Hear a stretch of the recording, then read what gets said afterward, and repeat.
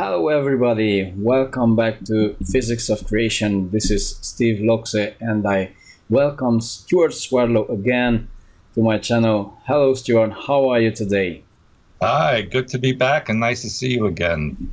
This was really a long time, the last time I saw you, so I missed you actually. Oh, thank you. I missed everybody too. Yeah.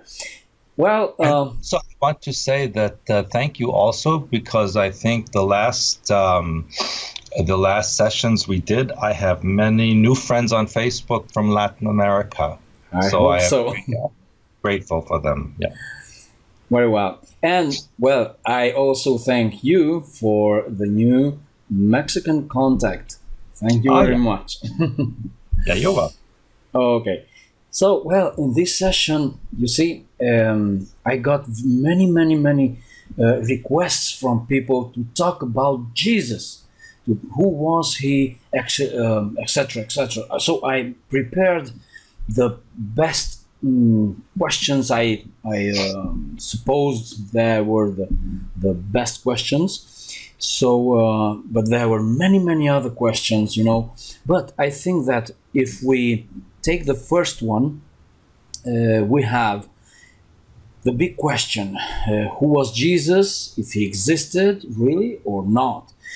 So I think that if you tell the story a little bit, we can actually answer several of those questions, right? Okay. So let's start with this one. Okay. All right. And it is a big question.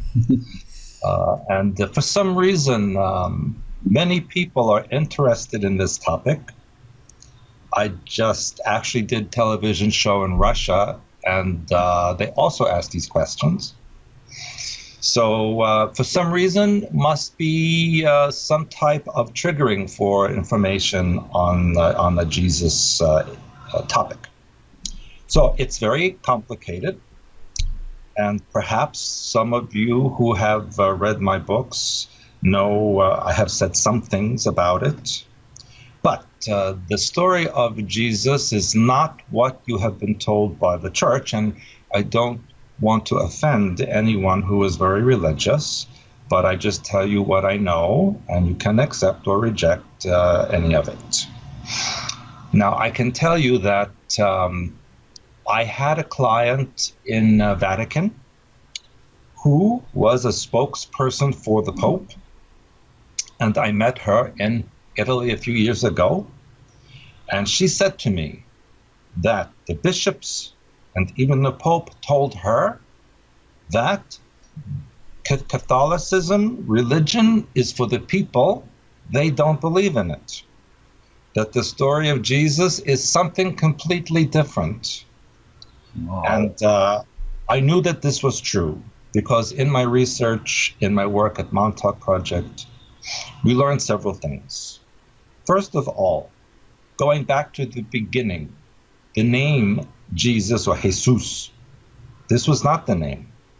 This was given 300 years later. Name was Emmanuel. And all of the people that you have read about that say his name was Yeshua or Yehoshua and all these other names, these were not even Hebrew names at the time. And the language of Hebrew was only spoken by the priests. The people spoke Aramaic and Syriac. And Aramaic, of course, is no longer spoken, but Syriac is spoken by 5,000 people who still live way up in the mountains of Western Syria, so that they can still read the original Bible without problem. And so I just go into the details. The Christ figure was created by an alien group, or actually several alien groups, who were seeking to change the direction of the human creation. They were not happy with the way things existed, and they wished to change it. And so they literally abducted the woman known as Mary. She was only 13 or 14 years old, very young child, and they impregnated her. This is why the church says it was immaculate conception, because she was artificially inseminated. But I must emphasize something here. She, Mary, the child, was also living in a town that was occupied by the Romans, and according to ancient scrolls that were found in Qumran, the Dead Sea Scrolls, it states in there that this Mary was having an affair with a Roman soldier whose last name was Pantera. Now, Pantera, and it was also written about in Roman scrolls, he was actually Jewish, and in those days, many Roman soldiers were not Roman, but were taken from the local area to police their own people. When this Pantera was taken out of soldier service, he was taken back to Rome and then sent to Germany, where he was released, because the Romans never released their soldiers where they lived because they didn't want them to create problem. They sent them someplace different. And a few years ago, the Germans found a grave in Germany with this person's name and from the time period of this event. So this is just a background of what we want to know about this, because that is why the Jews said that the Christ child, Emmanuel, was what they called, and forgive the language, a bastard, meaning he had no father, legitimate father. But yes. Had he any official father? Well, no.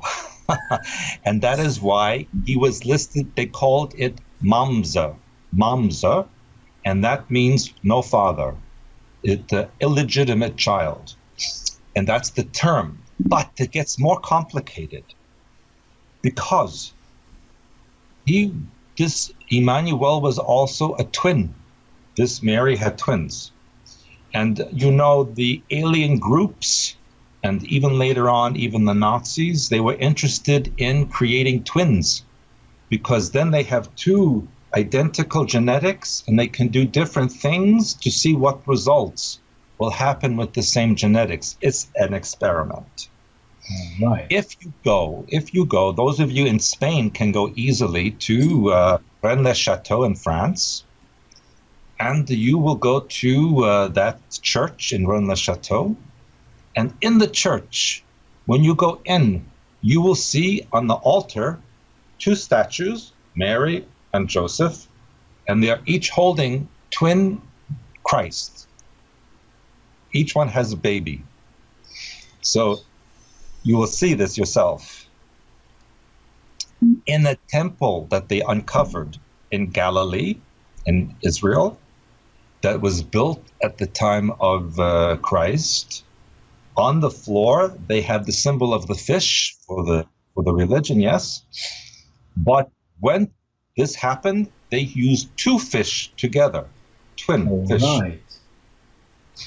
So this gets a little complicated, see? But the two fish doesn't represent the Pisces era?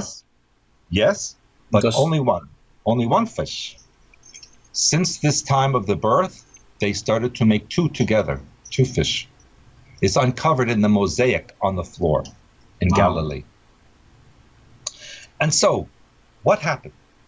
One Christ figure was, at 13 years old, sent to other countries for study, and the other was sent to Egypt to study.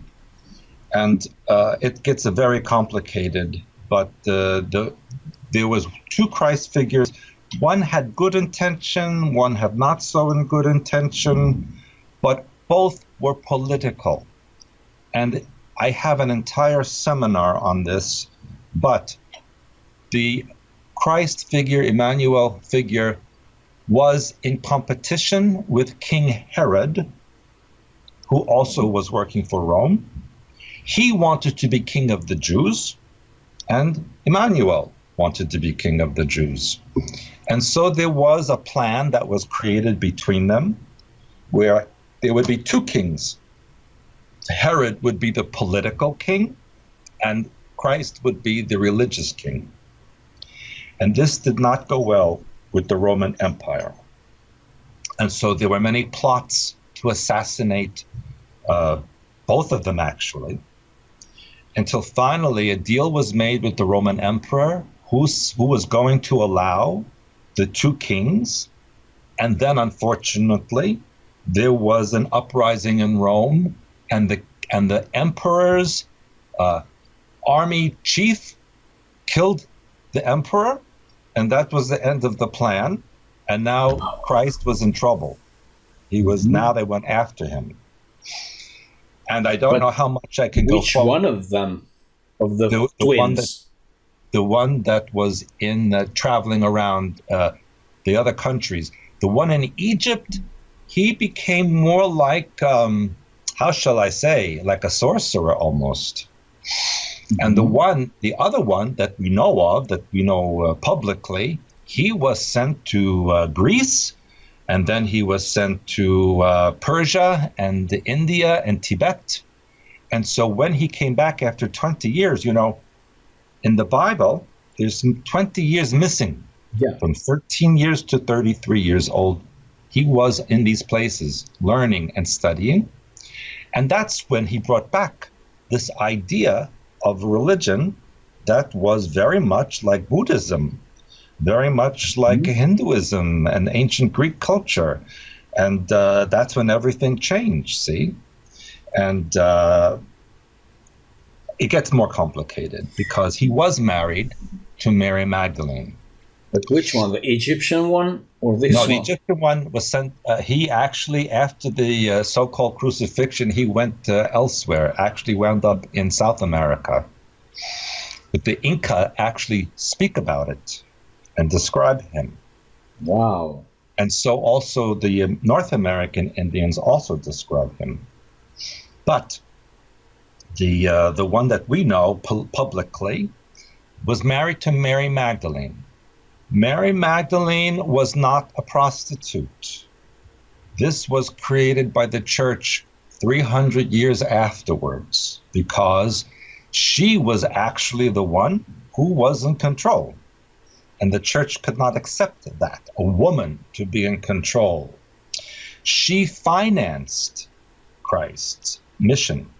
Her father was a very wealthy Phoenician merchant who lived in what is now the coast of Lebanon. And he had a house in the town of Magdala, which was in the Sea of Galilee. And her name, Mary Magdalene, that's the English name. Her name was Miriam Hagmagdala, which means Miriam from Migdal. Yes? But Miriam, it means mistress of the sea. And Migdal, tower, because it was on the Sea of Galilee. So the words together means she is like a lighthouse, a tower, a lighthouse, yes? Yeah. That's what she represented. And it was very complicated situation. She financed him. There were many jealousies. Peter, the Apostle Peter, was very jealous of Mary Magdalene to the point where he was threatening to kill her. And if you all have the picture of the Last Supper, this very famous painting, and you see Christ sitting in the center, and there is a red-head person next to him, very feminine, not man, it's woman. And then next to this woman is Peter, and he has knife, and he goes like this with his teeth to kill her. Wow. This was symbolic. You see, there was a way of telling the people what really was going on. And even in the Bible, it talks about Peter arguing with Christ about Mary Magdalene, that she's a woman and she cannot be part of this. And Christ says to him, to Peter, I will make her like unto a man, so she can enter into the kingdom of heaven. It says this in the Bible. You see? And there's a lot more things I can say, but I don't want to upset more people than I already have. But the life of the Christ is not what you think, and he was not what you think either. And in fact, 1945, in Egypt, they uncovered the Nag Hammadi scrolls, which were buried 2,000 years ago. And the Nag Hammadi scrolls have the Gospel of Thomas, Gospel of Philip, and also other Gospels. And it says in there that Mary Magdalene and Christ were married and had children. It says this. And it said that Mary preached that you do not need an intermediary to God, that you can go directly to God. So that was not good for the church. Of course. Yeah, you need a priest, you need the Pope, you need this whole thing. But she says, no, it's not true. So that's why she became prostitute right away. Because they cannot have her say such things. So, yes, and so she was threatened by Peter. Now, so she fled the Holy Land with the children, and she went first to Turkey, then to Malta, and then finally to the south of France. And even to this day, those of you who know France, in the Saint-Barry-de-la-Mer, in the south of France, they reenact that she came with her people to France. This they celebrate every year. But church denies it, yet there is the Church of Mary Magdalene, right, you know? And even in the southern part of France, in the mountains, Saint-Baume, you can go, is a church built into the cave, and in the church is her bones, the bones of Mary Magdalene. It's there. So how can the church say that never happened, and then there's the church with her bones? So something doesn't make sense, yes? And even in Paris is the Church of Mary Magdalene, and there's her skull there. So it makes no sense. The church denies, but there it is, you know? So very obvious that they cover things up. And so the Mary Magdalene and her entourage created a Hebrew empire in the south of France for many centuries. And then came the Khazars, and the Khazars blended with Mary Magdalene and lineage and so on. And you know the story of that's how Illuminati was created. But the children, the oldest son, went with Joseph of Arimathea to England and began the city of Glastonbury. And that's why we have the tower there. The tower is the symbol of Mary Magdalene. Tower. All right. And so, back to Holy Land, they staged the crucifixion so that the Romans would not get to Christ. It's a very complicated story, but after they took the resurrection was actually an antidote drug to what they gave him. And then he left with his son, another son, to go to Srinagar in what is now India, Pakistan border. If you go to Srinagar now, you will see the grave, which has been there for centuries and even states his name on it.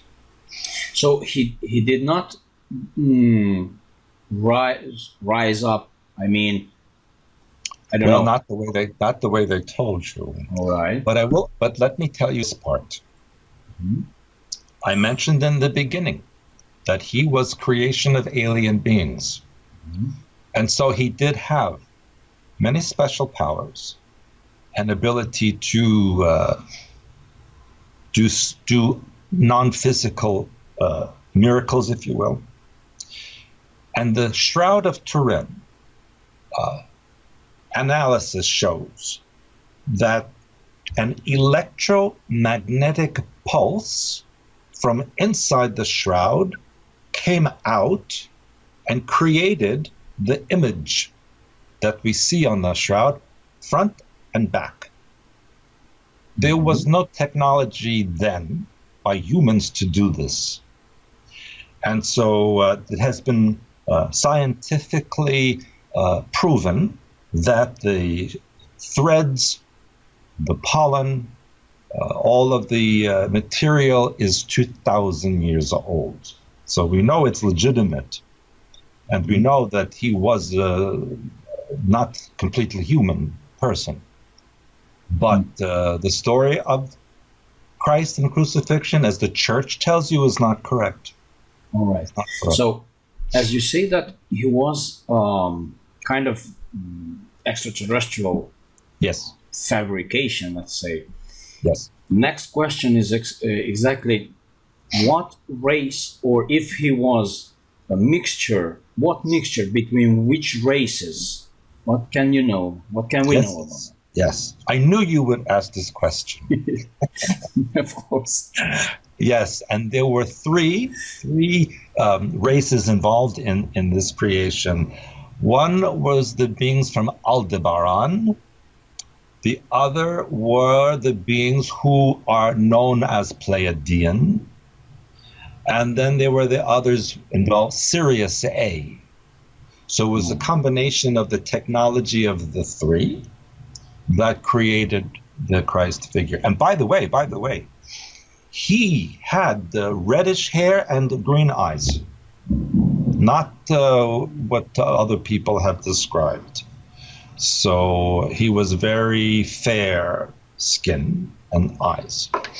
But the grave, yes, is in Srinagar, and he went with his oldest son, and his grandchildren went to Japan. And if you go to Japan, and I did a documentary there with this, you will see the graves of the descendants of Christ there. And even I was in a home in Japan in the north where they showed me stone artifacts from the Middle East that were 2,000 years old that they had brought with them. And this family claims that they are descendant from him, and they have blue eyes and they have, European nose, and it's very fascinating, really, that the Japanese believe this. And the Japanese language, when you read it, looks like Hebrew letters, and there are some words that are Hebrew words in Japanese language. Wow. In fact, for centuries, Japanese children sing a song, and everyone thinks it was not the real song because the words didn't make sense to them. But when the Israeli ambassador came to Japan and he heard this, he says, "This is a Hebrew song." And he translated the whole song. So it's a very fascinating story. All right, great. Well, let's see. What else? So I don't know if I answer all the questions. No, not yet. Why did he came, and with what purpose? And why did he let them crucify him? Yeah. Well, the alien purpose was to steer certain segments of humanity away from what was happening. We must remember, in those days, and even today, but especially those days, there were many, many groups, alien groups on the earth, trying to manipulate and control. And so the three groups that I mentioned to you got together to make their own control system away from the others. Yes? Mm-hmm. So that's why he was created. But crucifixion was done for purpose of creating a new world religion, for saving him from real death, and so on. And, you mentioned Pleiadians here. We can connect these Pleiadians with those one who came from Lyra yes, before. Yes. So as you talked about the story, the humanity story. So those Pleiadians came to Pleiades. Well, this is much later. Yeah. And they contact.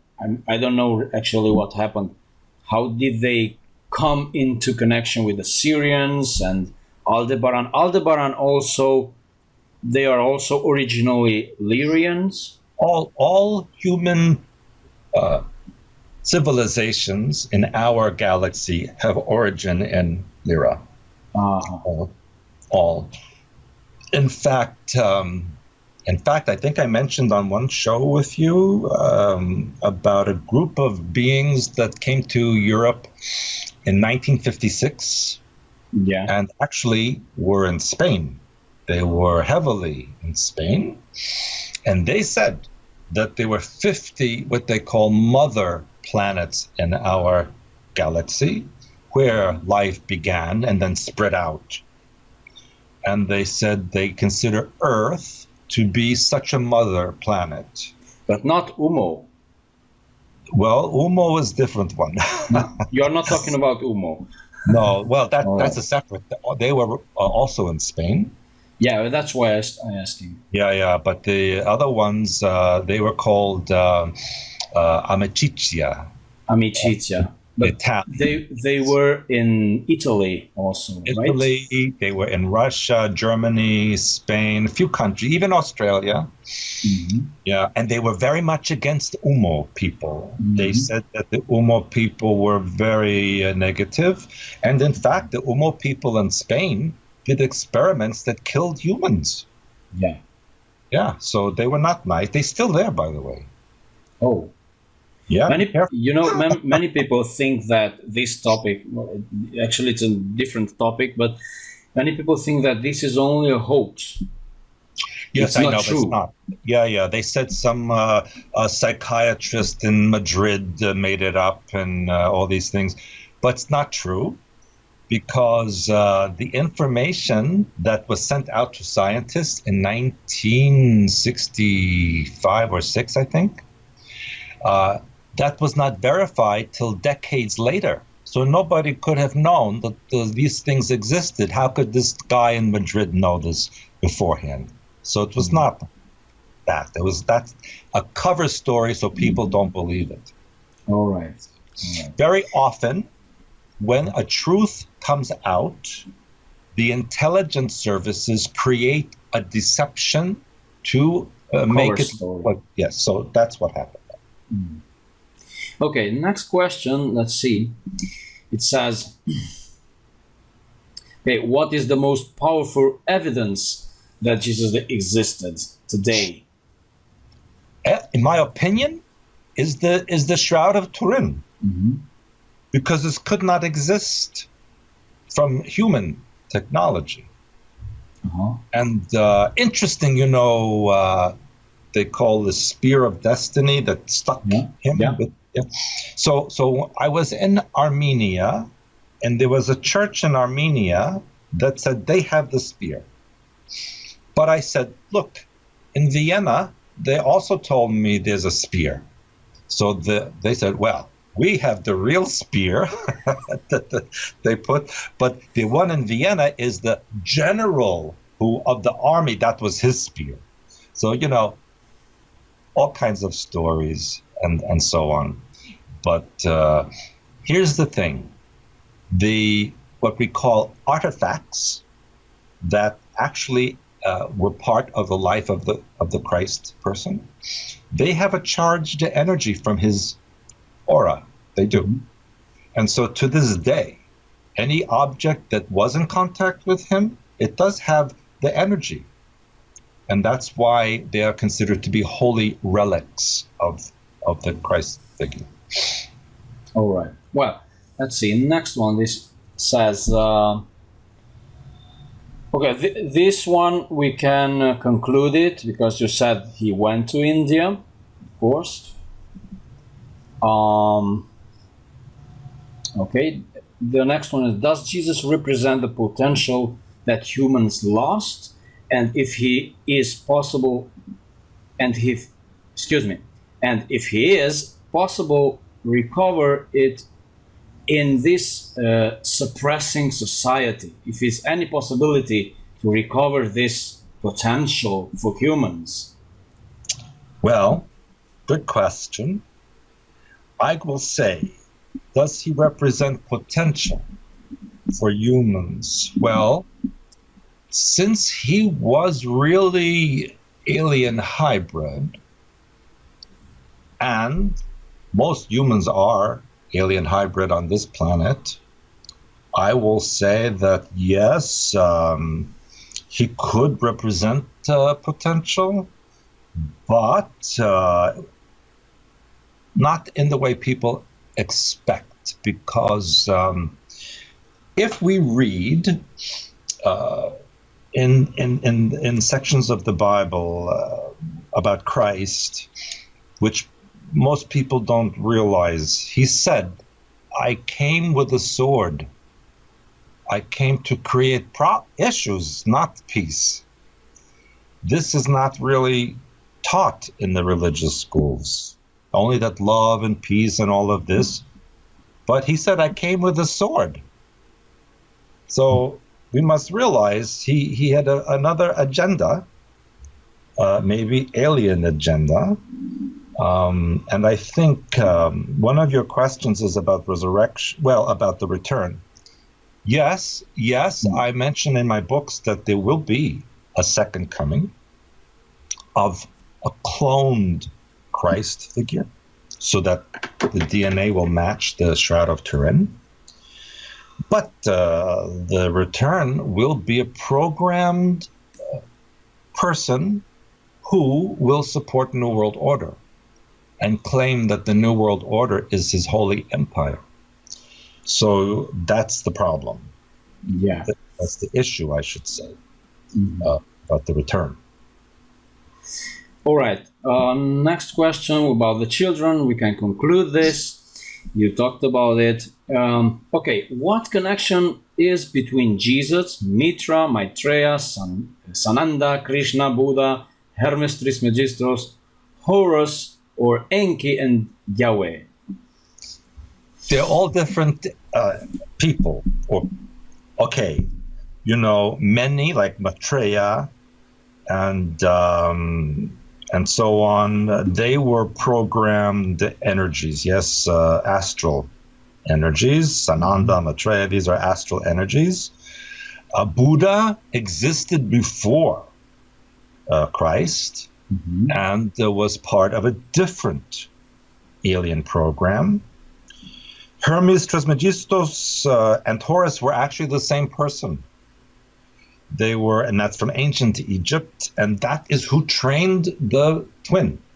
That's the twinning train. So Horus trained the twins. The twin of the Christ, the other twin. Ah, the other twin. All right. Yeah. Who went to Egypt? Yeah. Enki was Sumerian, Sumer, more reptilian energy. And Yahweh, interesting, Yahweh. This was the name of a commander of a spaceship. And I would suggest that people read the Apocrypha, the book called Apocrypha, which the church has thrown out of the Bible.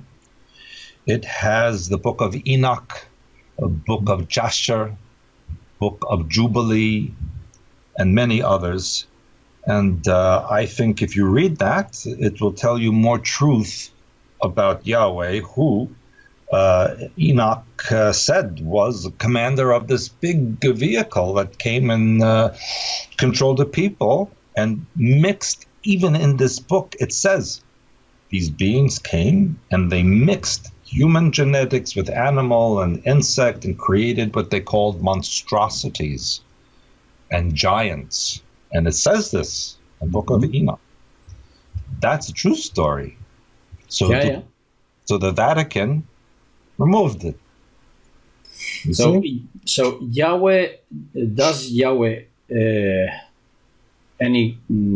does he have any connection with Enki?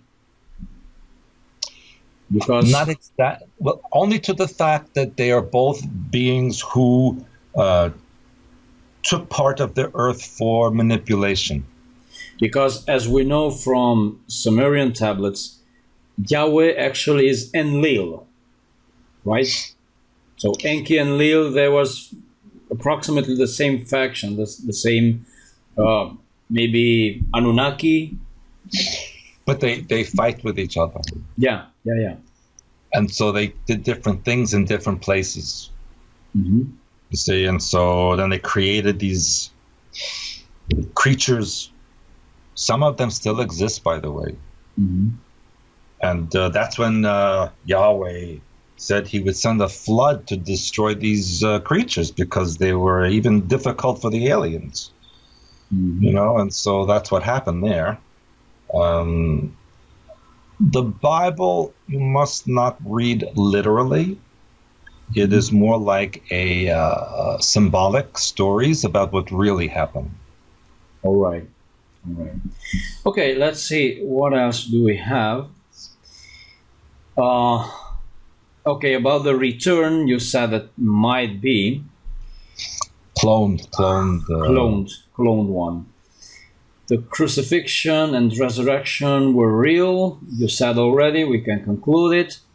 Do you know anything about Alan Miller, who claimed he's the Australian Jesus? Yes, and his wife is a Mary Magdalene. Yes, I know of this one. It's a completely mind-controlled person. He is totally in an alter personality and complete mind control. All right, that's enough. Okay, so we have, I think, the last one. Yeah, actually, it's about the cloning of Jesus, and we got purpose. All right, but now I would like to, if you can, add your own experience in Montauk connected to Jesus.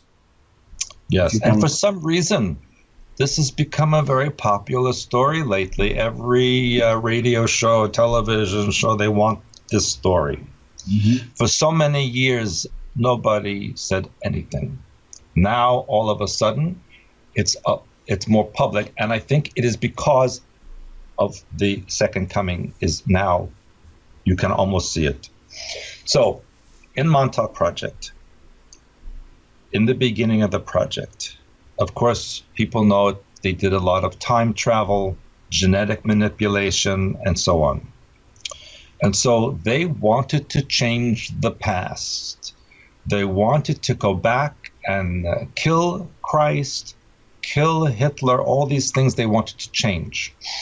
But they found out that you cannot do this because when you are in a timeline with a history and a memory, if you change anything, goes to a different timeline.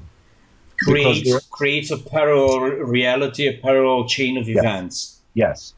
And this timeline stays the same, but you have now an alternate one, yes. Mm-hmm. So they sent me, at one point, I remember only 14 years old maybe at the time, with a pistola to shoot the Christ, and I couldn't do it, and I ran away, and they bring me back and punished me terribly. And then they sent me second time, this time with a vial with a needle, mm-hmm. and they said when he's on the cross and he's drugged, you take a blood sample from his foot, and I did that. And I took the blood sample back. And from that, they actually made the clone. Yes. It's the same DNA as the shroud, because it's the same person. So we'll match. Mm-hmm. And so and they've already created this long time ago. Because actually, if he come back, he might have approximately same age. Yes. And people will say, how can you prove it? Prove it, yes? Take DNA sample, matches shroud. Who's going to say anything? They will believe it, right? Okay. The first time, why couldn't you do it? Okay. Remember, I was young. Yeah.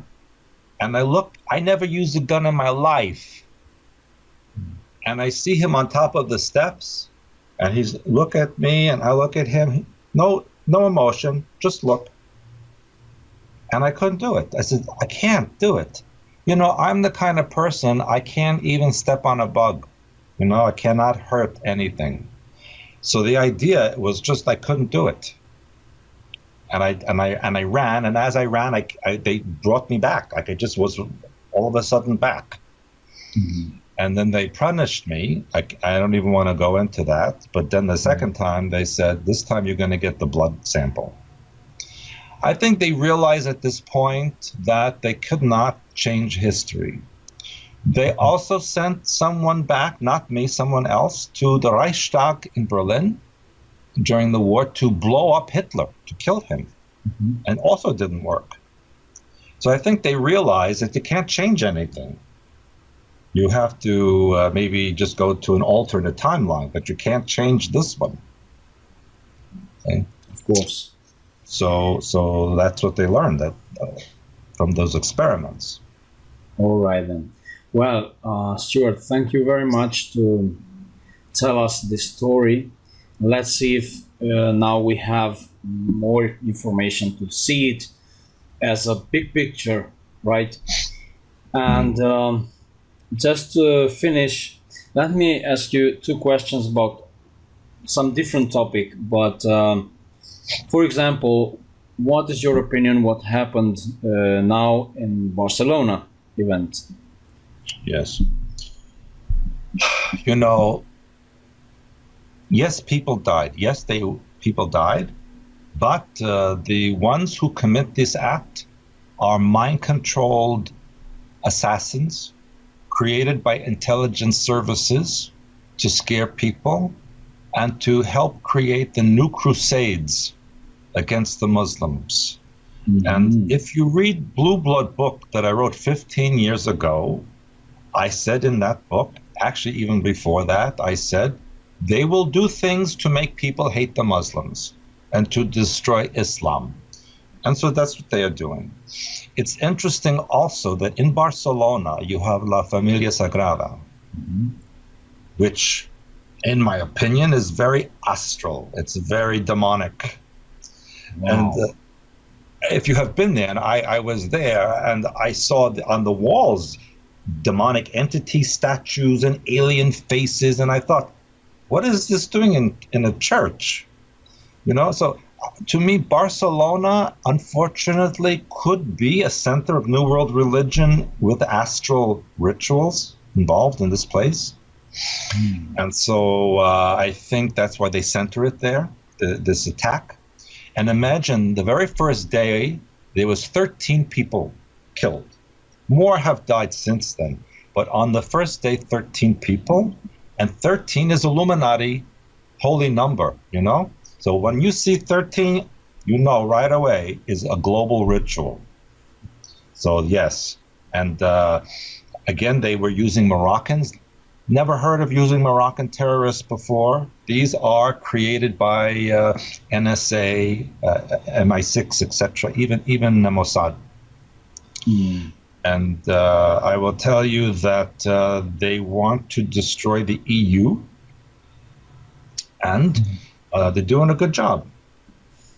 You know, Britain is, you know, soon you will see publicly in Eastern Europe a movement for all Slavic people to be under one nation away from EU. It's already very powerful in Eastern Europe. There are 4 countries already. Yeah. So we will see this. Here in the United States, you are seeing the Fourth Reich come to life. Wow. Right on the news. All this, it seemed to be Orwellian word. You may remember that I said, when the Illuminati are having almost the success, then they start to fight against each other, mm-hmm. and they create issues, and then the Fourth Reich comes and takes over because the Illuminati are fighting each other. Mm-hmm. And this is what we are seeing right now. Can we avoid it? Or? Yes, look, of course. You have to change this. Change this and the world will change. That's what my work is about. Can we expect any alien intervention? We already have. Well, I mean, publicly. A good one. Yeah. You know, I have said so many times that the alien beings that come here, they have an agenda.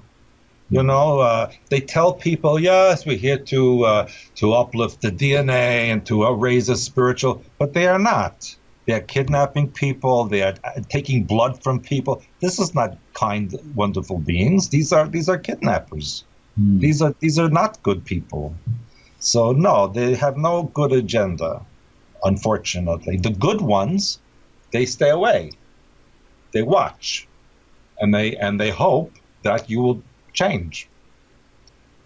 All right. What is your opinion about the Nazca mummy? Very interesting. Of course, there's many contradictory stories that it's fake and so on and so on. But I can tell you, in 2009, I was in Bolivia, in Tiwanaku, and I was taken. I had permission by government of Bolivia to go to certain places without. I had permission, and so they took me to a room, secret room, pub. I could not take pictures, not allowed. And in this room was a big glass container, and in the container were skulls that matched this Nazca mummy, identical, but full glass container of it, many. So when I saw this mummy on the news, I said, "Oh, it's very close to Bolivia, and I must be the same type of people, same beings." So I think is true. What do you think? Well, I did an analysis on this, and I had a video about this explaining. It's a little large or too long to explain now, but let me tell it to you in a different session or maybe in private, because I already have the video about this, you know. So I have different hypotheses, you know. So I only can say that let's check the hypothesis, you know. That would be the truth. That's all. Well, but you know, now it's quiet. They say nothing about it. Yeah, no. It's just this week came out in History Channel. Right this week, and I have friends who was in there in the interview and in the show. Actually, in the show there is a show. I can share you the video right away. After that, I share you the video. It's really interesting what they show. All right then. So that's all, Stewart. Thank you very much. This is very interesting, and actually we have so much to speak, to talk about, but I understand you don't have enough time, not even for yourself. So no, I really don't. That's the truth. All right then. Well, nothing more than thank for the people for watching us, for listening, and see you next time. Maybe, I don't know, we'll speak on it. All right. Bye. Okay. Adios. Bye.